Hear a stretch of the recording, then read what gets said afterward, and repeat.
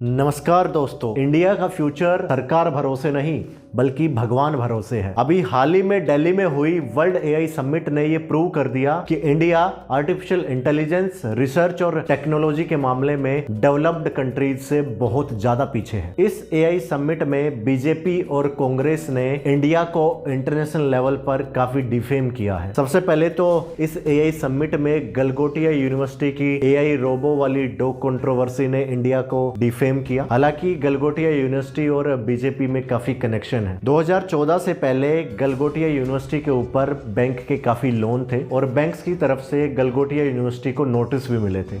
लेकिन 2014 में जैसे ही बीजेपी की सरकार आई, गलगोटिया यूनिवर्सिटी को देश की नंबर 1 प्राइवेट यूनिवर्सिटी का अवार्ड दे दिया जाता है। असल में 2010 और 12 के बीच गलगोटिया के ऊपर पंजाब नेशनल बैंक की तरफ से 120 करोड़ के लोन फ्रॉड का केस दर्ज होता है। 2012 के इस केस में 14 दिन की न्यायिक हिरासत पर गलगोटिया और उनकी मां जेल की तरफ भी रुख करते हैं।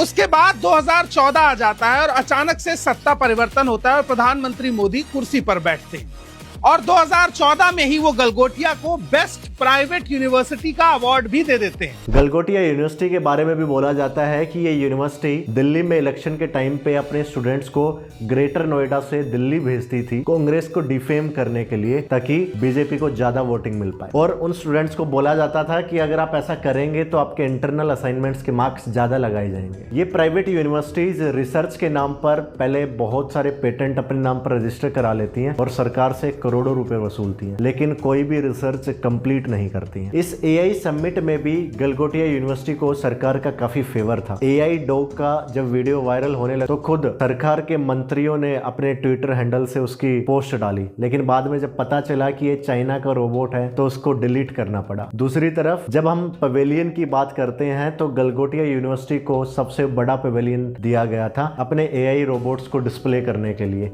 वही अगर हम अपने देश के आईआईटीज की बात करें तो उनको छोटे छोटे पवेलियन दिए गए थे। इस एआई समिट में सिर्फ बीजेपी ने ही इंटरनेशनल लेवल पर इंडिया के नाम को डिफेम नहीं किया, बल्कि कांग्रेस ने भी कोई कसर नहीं छोड़ी है। जहां वर्ल्ड एआई समिट में दुनिया के टॉप टेक लीडर्स और सीईओ आ रखे थे, वहां इंडियन यूथ कांग्रेस के कुछ वर्कर्स ने अपनी शर्ट उतार करके प्रोटेस्ट किए। तो इसका कंक्लूजन ये हुआ कि बीजेपी और कांग्रेस दोनों ने ही इस वर्ल्ड एआई इम्पैक्ट समिट को काफी डिजास्ट्रस और अनसक्सेसफुल साबित किया।